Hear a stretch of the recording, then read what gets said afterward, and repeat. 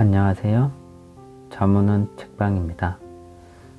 오늘 읽어드릴 책은 일본 고전소설인 나스메 소세키의 갱부입니다.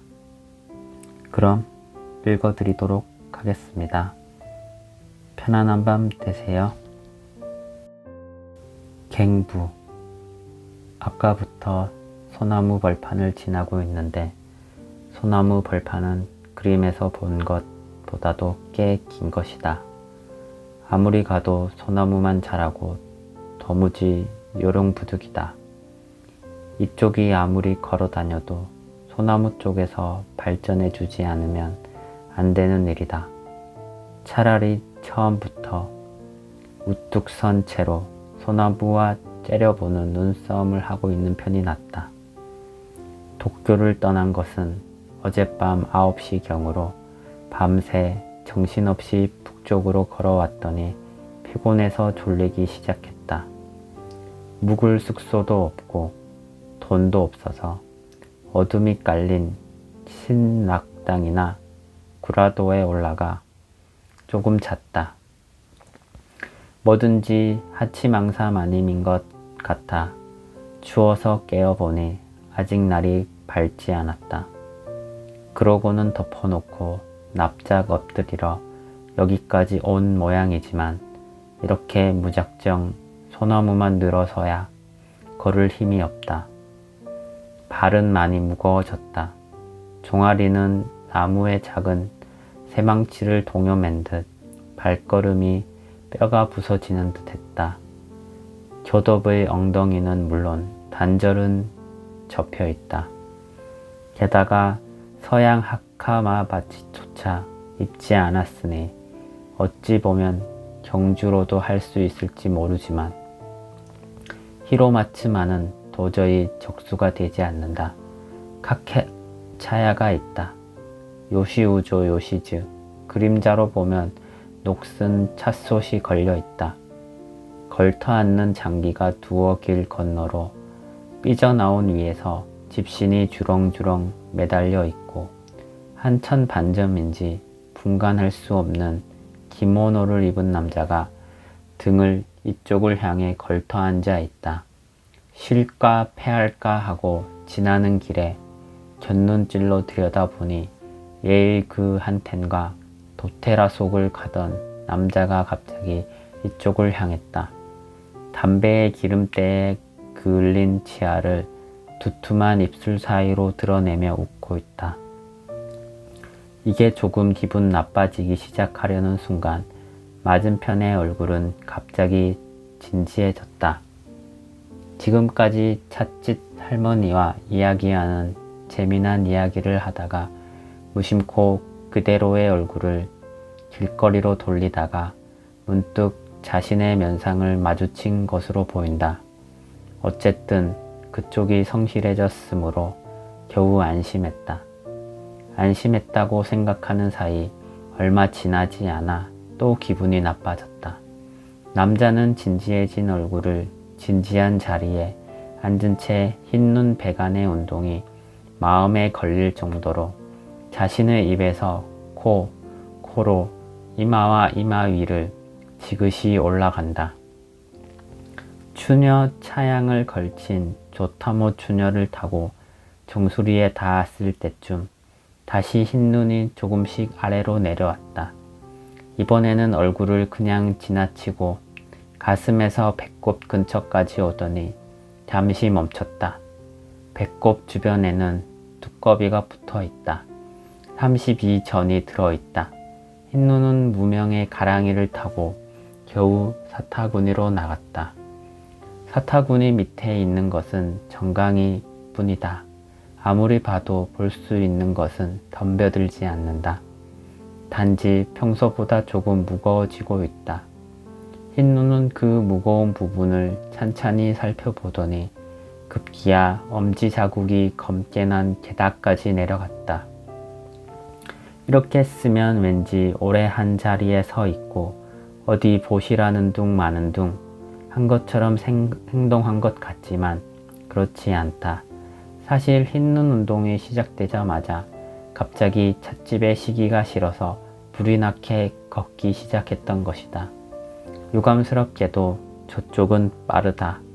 차근차근 보는 거니까 반드시 시간이 걸리리라고 생각하면 큰 실수. 차츰 그런데 무지무지하게 빠르다.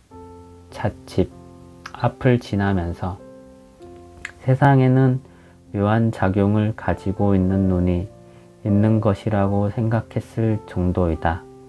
그렇다 치더라도 느릿느릿 볼 수 없는 사이에 빨리 방향을 돌릴 궁리는 없었던 것일까. 냉담하게 놀림을 받고 자 돌아가거라. 볼일 없다고 할 판에 이젠 자포자기하면 일어선 격이다.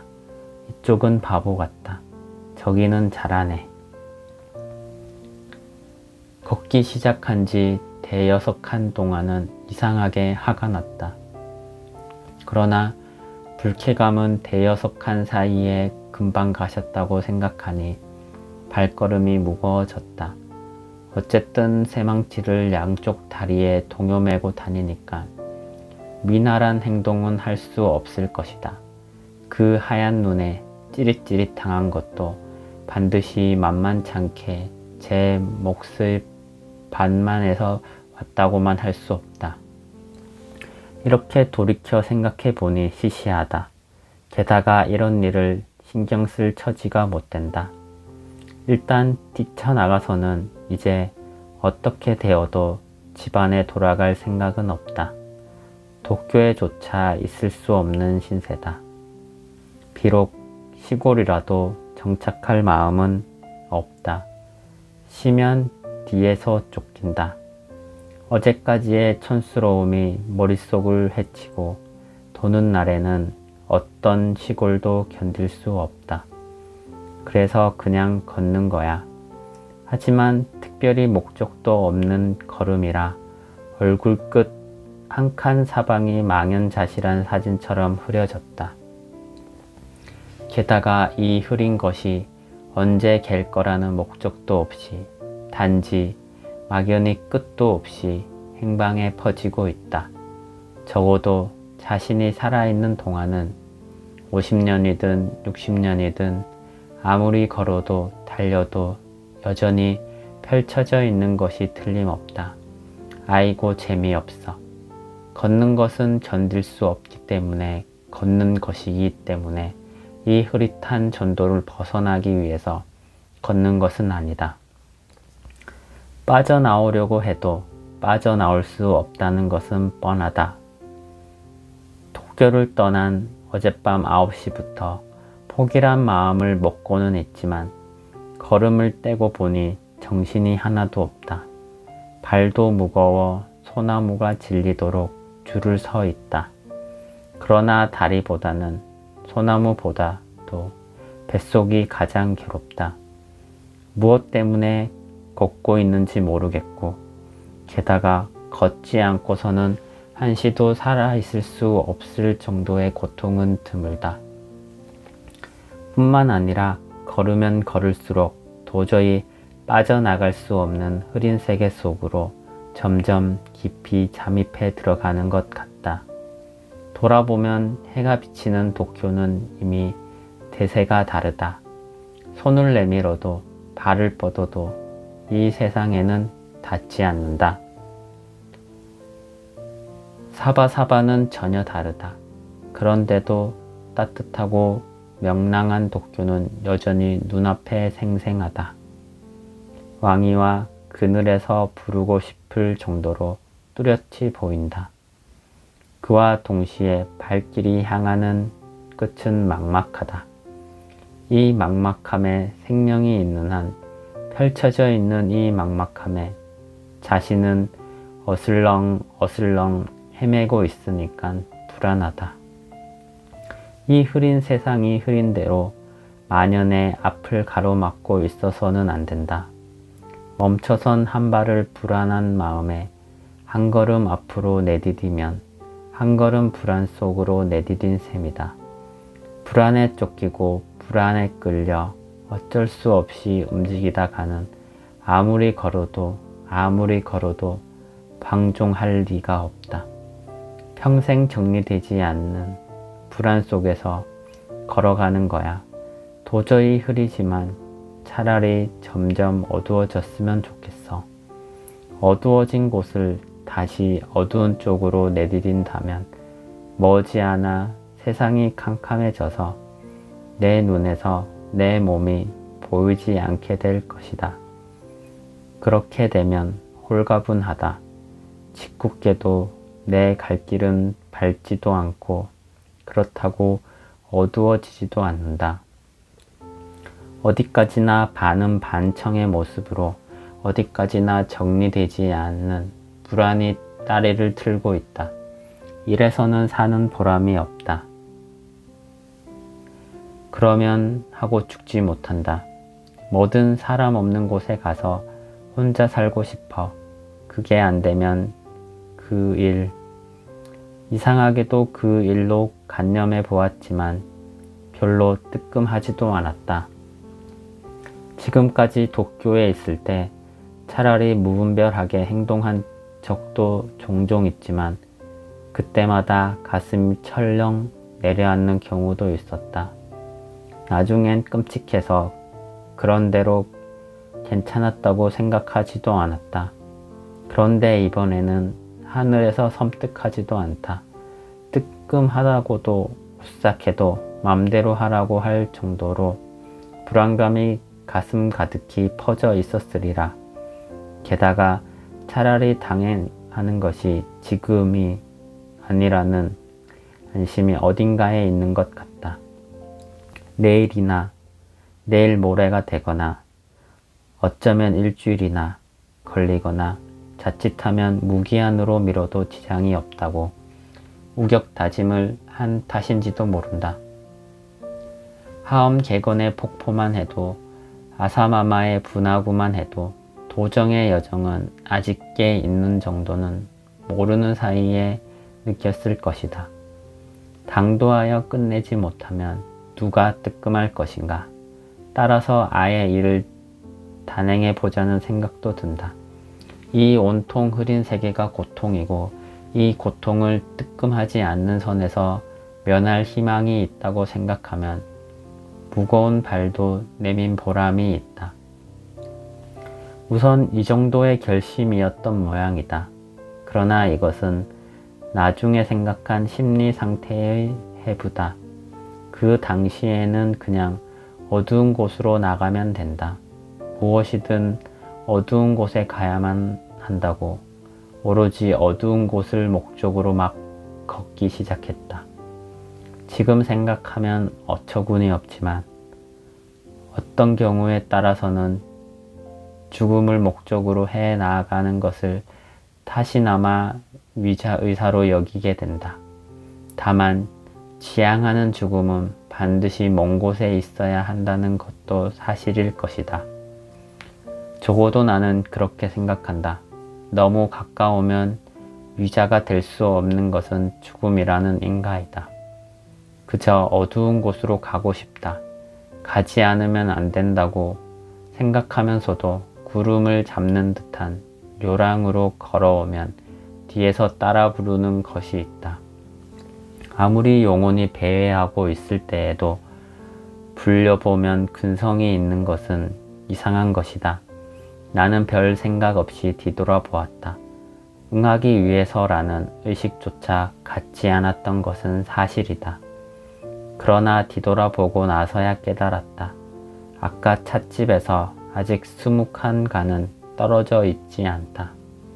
그 찻집 앞 왕래에 예의그한 텐반점과 도테라 아이코가 나오고 기름때 투성이에 이빨을 드러내며 자꾸만 자신을 부르고 있다.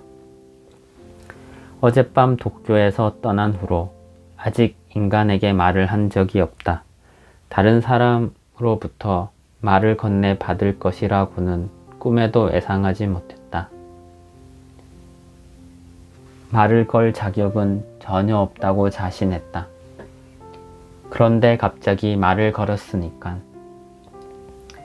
허름한 치열이지만 방향을 틀면서 연방 손짓을 하고 있으니까. 어렴풋이 뒤돌아 보았을 때의 기분이 자연스럽게 확실해짐과 동시에 내 다리는 어느새 그 남자 쪽으로 움직이기 시작했다. 사실대로 말하자면 이 남자의 얼굴도 복장이든 동작도 그다지 마음에 들지 않는다. 특히 아까 하얀 눈으로 뚫어지게 당했을 때 왠지 혐오스럽다는 생각이 가슴속에 싹트기 시작한 것 같았다. 그러다가 20칸도 채 걷지 못한 사이에 예전의 감정은 어디론가 사라져버리고 일종의 따뜻한 기분으로 되돌아온 것은 아닌지 모르겠다. 나는 어두운 곳으로 가야 한다고 생각했다. 그러니까 찻집 쪽으로 되돌아가기 시작하면 자신의 목적과는 반대되는 짐작으로 돌아가게 된다. 어두운 곳에서 한 발 물러선 의미가 된다. 그런데 이 태거들의 생각이 왠지 모르게 기뻤다. 그 후 여러 가지 경험을 해보았지만 이런 모순은 도처에 뒹굴고 있다. 결코 자신만은 아니라고 생각한다. 요즘에는 전혀 성격이란 것은 없다고 생각하고 있다. 흔히 소설가가 이런 성격을 쓴다느니 저런 성격을 만든다느니 하며 즐거워한다. 독자도 저 성격이 이렇다느니 저렇다느니 하는 식으로 말하지만 글쎄 모두 거짓말을 하고 즐기거나 거짓말을 읽고 즐거워하겠지. 사실을 말하자면 성격 같은 것은 정리된 것이 없다. 사실대로 소설가 따위에게 쓰는 것이 아니고 쓴다고 해서 소설이 될 염려는 없을 거야. 진짜 인간은 이상하게 정리하기 어려운 법이다. 신이라도 애가 쓰일 정도로 정리되지 않는 물체다. 그러나 자기만 어떻게 되든 상관없게 되어 있으니 남들도 자기와 마찬가지로 야무진 인간이 아니라고 지레 짐작하고 있는 것일지도 모른다. 그래서는 신뢰가 된다. 어쨌든 발길을 돌려 메쿠라 줄무늬 마쿠라 섬 옆까지 가면 도텔라는 아주 익숙한 목소리로 젊은 중주님 그러면서 커다란 턱을 목덜미 속으로 당기면서 자신의 이마 언저리를 응시하고 있다. 나는 적당히 갈색 다리를 2개 세운 채 무슨 일입니까? 하고 정중히 물었다. 이것이 평상시라면 이런 방청객으로부터 젊은이라는 말을 듣고 개의 대답을 할 자신이 아니다. 대답을 하더라도 무슨 수로 때우려 한다. 그런데 이때 인상이 좋지 않은 도테라와 나는 똑같은 사람 같은 기분이 들었다. 별로 이해관계를 따져볼 때 일부러 겸손하게 나온 것은 결코 아니야. 그러자 도테라 쪽에서도 자신을 비슷한 인간으로 간주하는 듯한 어투로 너희들 일할 생각 있니? 하고 말하였다. 나는 지금껏 어두운 곳으로 가는 것 외에 다른 볼일 없는 몸이라고 각오하고 있었기 때문에 덤불 속에서 무작정 일할 생각은 없느냐고 물었을 때 뭐라고 대답해야 좋을지 영문을 몰라 정강이에서 정강이를 뻗친 채 바보 같은 입을 벌리고 멍하니 상대를 바라보았다. 어부, 일할 생각은 없나? 어차피 일해야 하는 거잖아. 도테라가 다시 물었다. 되물었을 때 나는 내 뱃속도 어떻고 효과 대답을 할 수 있을 정도로 눈앞에 있는 상황자백을 터득하게 되었다. 일해도 좋지만 이것은 자신의 답이다. 그러나 이 대답이 야속하게도 입에 나올 정도로 자신의 머리가 제 시간에 맞추어서 겨우 정리되었다고 말하는 것은 단순하지만 일순의 과정을 거치고 있다. 나는 어디로 갈지 모르지만 어쨌든 남들이 없는 곳으로 갈 생각을 하고 있었다.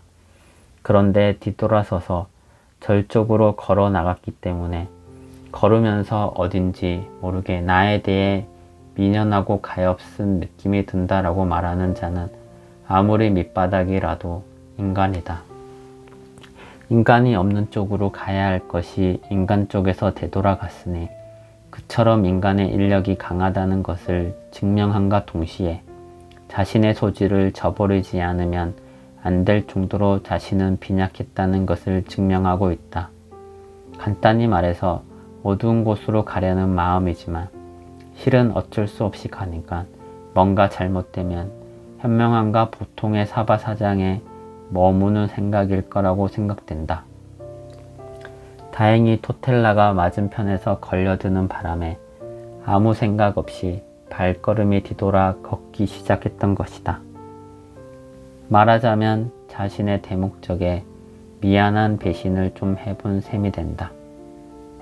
그러니까 도테라가 일할 마음은 없느냐고 나오지 않고 어전삼녀로 하겠냐 아니면 산으로 하겠나 하고 꺼냈더니 잠시 안심하고 잊어버리던 목적을 섬뜩하게 떠올려 갑자기 어두운 곳이나 사람이 없는 곳이 무서워서 오싹했음에 틀림없다.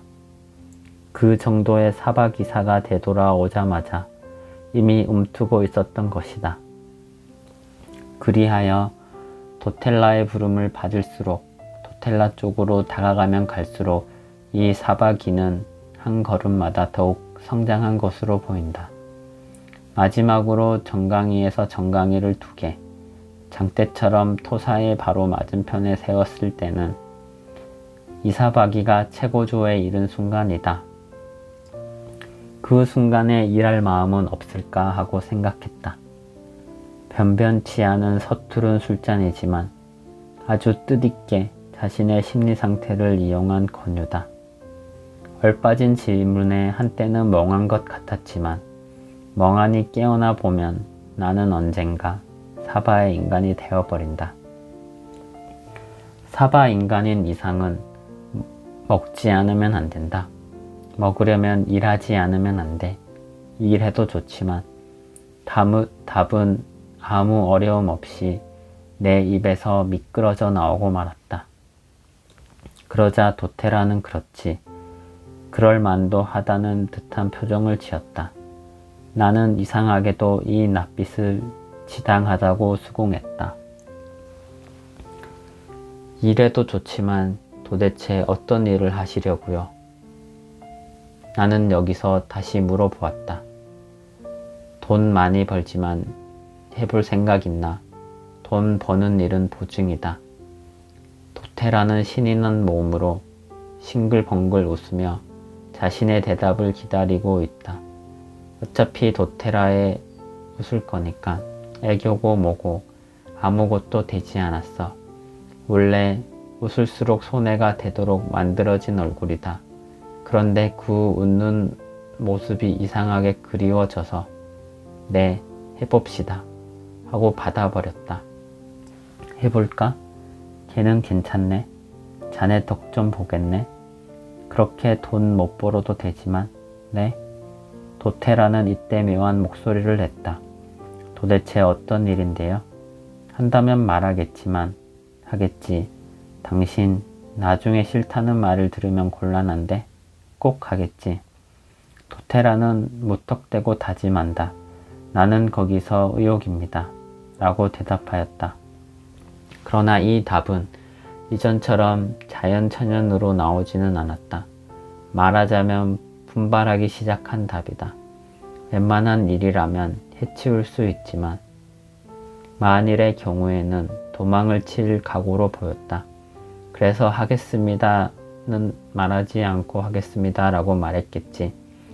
이렇게 자신을 남의 일처럼 쓰는 건 좀 이상한데 원래 사람은 인색하기 때문에 분명한 것은 아무리 자신의 신세라도 이렇다고 할 수 없다. 하물며 과거의 일이 되면 나도 사람도 구별이 있을 수 없다. 모든 것이 이상하게 변해버린다. 무책임하다는 말을 들을지 모르지만 정말이니까 어쩔 수 없다. 앞으로도 의심스러운 곳은 언제든지 이 식으로 갈 생각이다. 거기서 도태라는 거의 이야기가 정리된 것으로 알고 그럼 자 어서 들어오시오. 천천히 차라도 마시고 말할 테니까. 별로 이의도 없어서 찻집에 기어들어 절 옆에 앉았더니 입이 삐뚤어진 40살 밖에 안 된 신이 묘한 냄새가 나는 차를 떠서 꺼냈다. 차를 마셨더니 갑자기 생각난 듯 배가 고파졌다.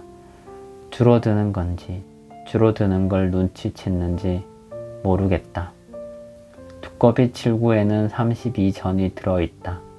뭔가 먹을까 하고 생각하고 있으면 자네 담배 피우나? 하고 도테라가 아사히 봉지를 옆에서 내밀었다. 거칠애가 좋다. 봉투의 모서리가 찢어져 있는 것은 어쩔 수 없지만 왠지 더럽게 때가 낀 데다가 폭삭하고 짓눌려 안에 있는 담배가 뭉쳐져 한 개비가 되어 있는 것 같다. 소매가 없는 도테라여서 넣는 곳에 궁에 배꼽이 있는 가림막이라도 비틀어 놓을 것으로 보인다. 고마워요, 많이요. 하고 거절하자 도테라는 별로 실망하는 기색도 없이 스스로 굳은 살 중에 하나를 손톱대에 묻은 손가락 끝으로 끌어냈다. 과연 담배는 주름살 투성이가 되어 칼날처럼 몸을 뒤로 젖히고 있다. 그래도 찢어진 곳이 없어 보여 뻑뻑 피우면 코에서 연기가 난다. 아슬아슬한 곳에 담배 용물을 보고 있으니 신기하다. 어르신, 몇 년째 나이 몇 살이 되십니까? 도테라는 자신을 어전이라고 부르거나 너라고 말하는 것 같지만 무엇으로 구별하는 것인지 요령부득이다. 지금까지 살펴보니 돈을 벌 때는 네가 되고 평소에는 어전으로 돌아가는 것 같기도 해. 무엇이든 돈을 벌 수 있는 일이 대부분 신경이 쓰이는 모양이다. 19이에요. 라고 대답하였다. 사실 그때는 19이 틀림없었던 것이다. 아직 어리구나. 입이 일그러진 하느님이 돌아와서 쟁반을 닦으면서 말했다. 등을 돌리고 있어서 어떻게 생겼는지 보이지 않는다. 혼자만의 말인지 터놓고 하는 말인지 아니면 자신을 상대할 생각인지 알 수 없었다. 그러자 도테라는 잠옷 신이 난 듯 하며 말했다. 그래, 19은 젊지. 한창 일할 나이다. 무슨 일이 있어도 일을 하지 않으면 안 되는 듯한 말투이다. 나는 가만히 걸터 앉았다. 정면에 막가자 올려놓는 받침대가 있고 가장자리가 삐뚤어진 가자상자 옆에 큰 접시가 있다. 위에 파란 행주질이 덮여있는 아래에서 둥근 만두, 튀김 만두가 비어져 나오고 있다. 이 만두가 먹고 싶었기 때문에 자리에서 일어나 가자대 앞까지 왔는데 옆에 와서 찐득찐득 만두의 접시를 들여다보면 무서운 팔이다. 게다가 접시 앞에서 발자국 소리에 사방으로 휙 흩어져서 부모라고 생각하면서도 마음을 가라앉히고 살짝 양만두를 물색하고 있는데 흩어진 파리는 이제 큰 바람이 지나갔으니 괜찮다고 약속했던 것처럼 다시 한번 휙 만두 위로 달려들었다. 누런누런 기름이 잘린 껍질 위에 검은 포치알이 엉터리로 만들어진다. 손을 댈까 하다가 갑자기 검은 반점이 청야의 별자리 정숙처럼 종행으로 줄지어 서서 조금 물러서서 멍하니 접시를 내려다보고 있었다. 만두를 올려드릴까요? 아직 맛있다. 그저께 튀긴 지 얼마 안 됐으니까. 부인은 어느새 쟁반을 닦아버리고 가자대 맞은편에 서 있다. 나는 벌떡 일어나 신상을 보았다. 그러자 신은 뭐라고 생각했는지 갑자기 마디마디 부투에 손을 접시 위에 얹고 아이고 참 큰일 났구나 라고 말하면서 얹은 손을 수직으로 잘라서 두세 번 좌우로 흔들었다. 올라갈 거면 잡아 올리지. 신은 금세 선반 위에서 나무 접시를 한 장 내려놓고 기다란 대나무 젓가락으로 만두를 퐁퐁 7개쯤 끼워 넣었다. 이게 낫죠? 하고 나무 접시를 자신의 허리를 걸터 앉아 있던 걸상 위에 가져갔다. 나는 하는 수 없어 다시 제자리로 돌아가 나무 접시 옆에 걸터 앉았다 보니 벌써 파리가 날아오고 있어. 나는 파리와 만두와 나무 접시를 바라보면서 도테라 쪽으로 하나 어때요? 라고 말해보았다. 이것은 반드시 아사히의 답례 때문만은 아니다. 몇몇은 도테라가 그저께 튀긴 파리 만두를 먹을까 말까 시험해 볼 생각도 있었던 모양이다. 그러자 도테라는 아니 미안해. 그러면서 아무 어려움 없이 제일 큰 놈을 집어 들고 뺨을 갈겼다. 입술에 두툼한 입을 삐죽거리는 걸 보니 그리 탐탁치 않아 보였다. 그래서 나도 큰맘 먹고 이쪽 아래에서 비교적 깨끗한 것을 집어내어 쩍쩍 주었다. 기름맛이 혀 위로 흘러나오기 시작했다고 생각할 사이도 없이 그 속에서 쓴 앙금이 조련히 미각을 침범해왔다. 하지만 이때라 별로 대수롭지 않게 생각했다. 어렵지 않게 팥고물도 껍질도 기름도 쭉 위부의 불로 삼켜버리면 저절로 손이 다시 나무 접시 쪽으로 나왔으니 신기하다. 도테라는 이때 이미 제2의 만두를 먹어치우고 제3의 만두로 옮기고 있다. 자신과 비교하면 매우 속력이 빠르다. 그렇게 먹는 동안은 말을 하지 않는다. 일하는 것도 버는 것도 전혀 잊고 있는 것 같다. 따라서 7개의 만두는 호흡기를 두세 번 하는 사이에 없어져 버렸다. 게다가 자기는 단 2개밖에 먹지 않는다. 나머지 5개는 순식간에 도테라 때문에 당한 것이다. 아무리 머뭇거릴 정도의 지저분한 것이라도 한 번 시초를 하면 나머지는 그다지 신경에 거슬리지 않고 먹을 수 있는 것이다. 이것은 나중에 산에 가서 절실히 경험한 일로 지금은 아무것도 아닌 진부함의 진리가 되어버렸지만 그때는 만주를 먹으면서 조금 어이없을 정도로 뒷맛이 당기고 싶어졌다. 게다가 배는 고프다. 게다가 상대가 도라지다. 이 도테라가 태연스레 모래만두를 덕섭덕섭 먹는 것을 보면 다소 경쟁의 기미가 느껴져 신경 같은 것은 있어도 소용없다. 일으키는 것만이 손해라고 말하는 기분이 든다. 그래서 나는 결국 신에게 부탁해서 만두의 대신을 얻어먹었다.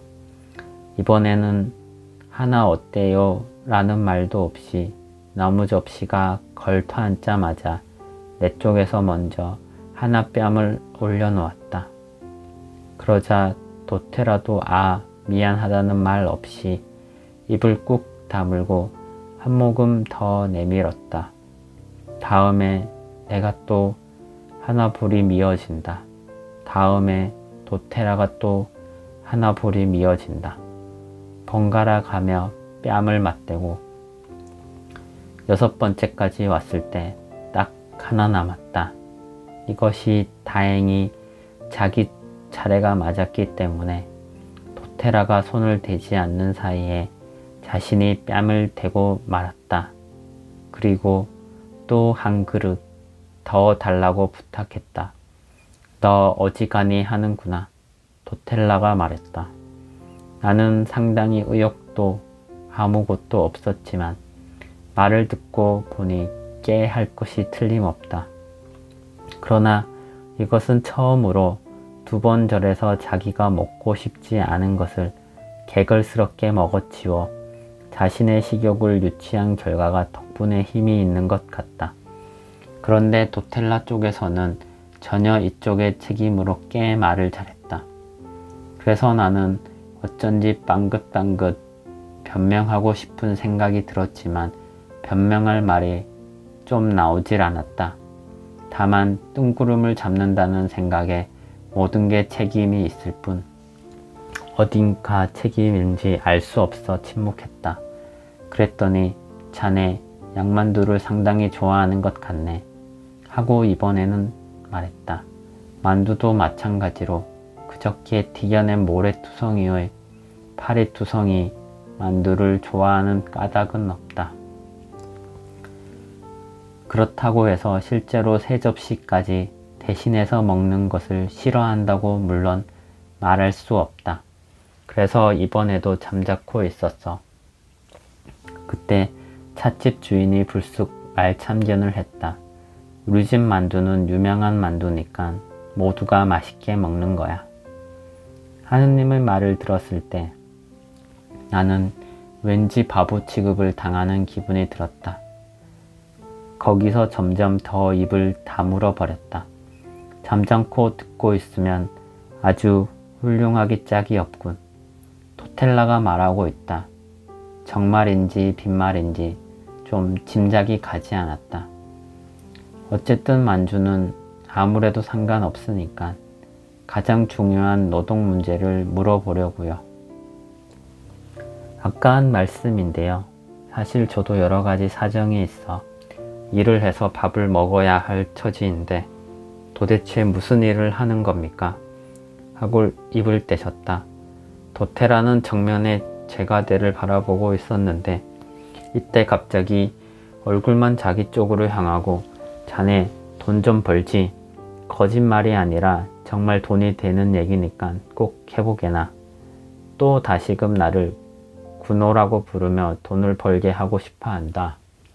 이쪽을 향해 돌아서서 자신을 끌어내려고 애쓰는 표정을 보면 강대뼈 밑이 자연히 침체되고 빠졌던 살이 다시 턱의 테두리로 각이 쳐 있다. 거기에 겉에서 비치는 날의 가감으로 콧방울 아래에서 꽃 모양으로 만들어진 주름이 깊게 찍혀 있다. 이 모습을 본 나는 왠지 돈벌이가 두렵다. 전 그렇게 못 벌어도 돼요. 하지만 일하기는 일하죠. 신성한 노동이라면 무슨 일이든 하지요. 도테라의 뺨 주변에는 물음표라는 정치가 조금 보였지만 이윽고 그의 할 모양의 주름을 좌우로 열고 기름때 투성이의 치아를 거리낌 없이 드러내고 그래서 일종의 특별한 웃음을 지었다. 그러고 보면 도테라에는 신성한 노동이라는 의미가 통하지 않았던 것 같다. 적어도 인간된 자가 돈벌이의 의미조차 모르고 깨제제한 말 주변이 없는 말을 하니 안 됐다고 해서 도테라는 웃었던 것이다. 나는 지금까지 죽을 것 같았다. 죽지 않더라도 사람이 없던 곳으로 갈 작정이었다. 그것이 잘못되었기 때문에 살기 위해서 일할 마음이 생겼을 뿐이다. 돈을 번다거나 못 번다거나 하는 문제는 전혀 머릿속에는 없다. 지금 없을 뿐이잖아. 도쿄에 있어서 부모님의 신세를 지고 있을 때 몰랐어. 그렇지 않아도 되는 이득주의도 수주의는 크게 경멸하고 있었다. 일본 어디를 가나 그 정도 생각은 누구에게나 있을 정도로 믿었다. 그래서 도테라가 아까부터 돈을 번다고 말하는 것을 들을 때마다 무엇 때문일까 하고 이상하게 생각했다. 물론 약올리지는 않는다.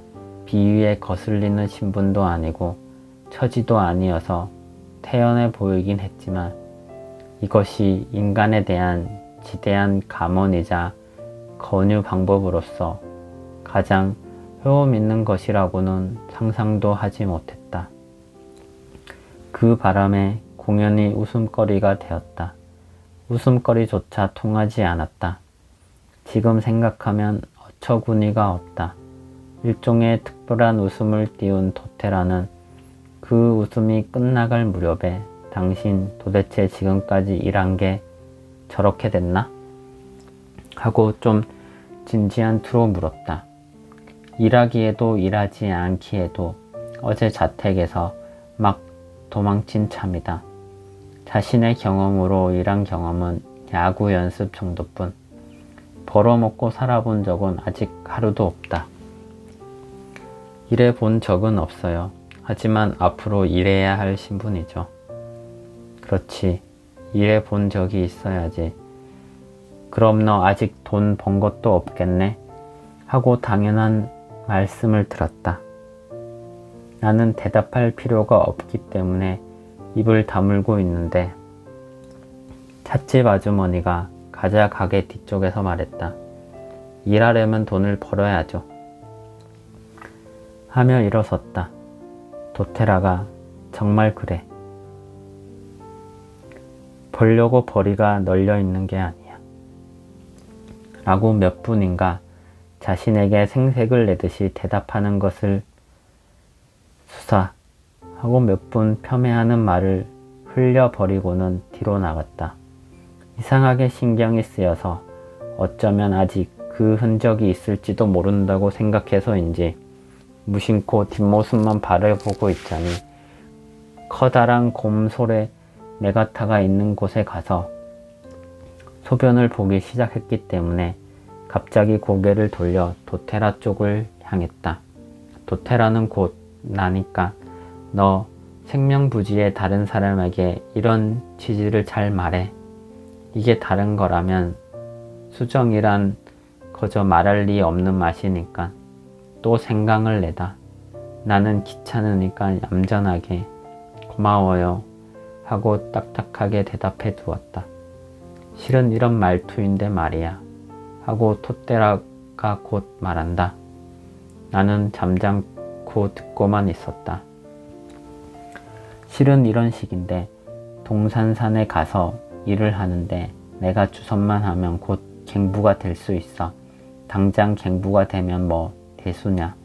나는 뭔가 대답을 재촉하는 듯한 기분이 들었지만 아무래도 도테라의 상태에 실려 그렇다고 대답할 수 없었다.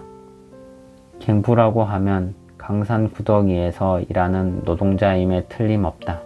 세상에 노동자의 종류야 많겠지만 그중 가장 고통스럽고 가장 하등한 자가 갱부라고만 생각하던 차에 바로 갱부가 되면 뭐 그리 대단하다고들 했으니 장단을 맞출 일이 아니겠나 싶을 정도로 속으로만 놀랐다.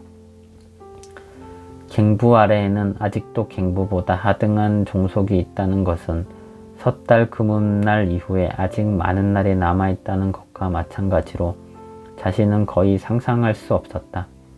사실 도테라가 이런 말을 짓거리는 것은 자신을 젊은이라고 얕잡아 보아 적당히 남을 속이는 것이 아닌가 하는 생각이 들었다. 그런데 상대는 의외로 성실하다. 어쨌든 설치 시작부터 바로 갱부니까. 갱부라면 편한 거지. 금세 돈이 잔뜩 쌓여 좋지 못한 일이야. 여러 은행이 있으니까 맡기려고 생각해. 언제든지 맡길 수 있고 말야. 있잖아. 마누라, 처음부터 갱부가 되면 되겠지 뭐. 집사람 쪽으로 말을 돌리는데 집사람은 아까 뒤에서 서서 볼일을 본 채 말을 이었다. 그렇고 말고 지금부터 바로 갱부가 되어 있어야 해. 45년 지나면 으르렁 거릴 정도로 쌓일 뿐이야. 어쨌든 19이다. 한창 일할 때다. 지금 못 벌면 손해다. 라고 한 구절 간격을 두고 혼자 한마디 하듯 말하고 있다. 요컨대 이 마누라도 곧 갱부가 되라는 식의 언변으로 전혀 시치미를 떼고 있는 것 같았다. 물론 그것으로 좋다. 또 그것이 아니더라도 전혀 상관없다. 이상하게도 이때처럼 온순한 기분이 들었던 일은 내가 태어난 후 처음이었다. 상대방이 어떤 잘못을 주장해도 자신은 그냥 예예 하고 들었던 것 같다. 사실 지난 1년간 걸쳐 빚진 괘씸한 의리, 인정, 범민범 등이 파열되어 큰 충돌을 일으킨 결과 정처 없이 이 지경에 이르렀으니 어제까지의 나 자신을 생각하면 어찌하여 이렇게 온순할 수 있을까 싶지만 사실 이때는 남을 거스르는 듯한 기분은 약으로 만들고 싶다. 그리고 또 그걸 모순으로 여기지도 않았다. 아마 생각할 겨를이 없었나 봐. 사람 중에 하나로 뭉친 것은 신체뿐이다. 몸에 걸친 옷이라 마음도 마찬가지로 정리된 것이라 생각하고 어제와 오늘과 전혀 다른 반대되는 일을 하면서도 역시 원래대로의 나 자신이라면 아무렇지도 않게 넘어가는 경우가 많다. 일단 책임 문제가 제기되어 자신의 반복을 강요당했을 때조차 아니 내 마음은 기억만 있을 뿐 사실은 제각각이기 때문에 대답할 것이 없는 것은 무엇 때문일까? 이런 모순을 자주 겪은 자신조차 무리라고 생각하면서도 약간 책임감을 느끼는 것 같다. 그러고 보면 인간은 꽤 편리하고 소중히 사회에 희생되듯이 완성된 것이다.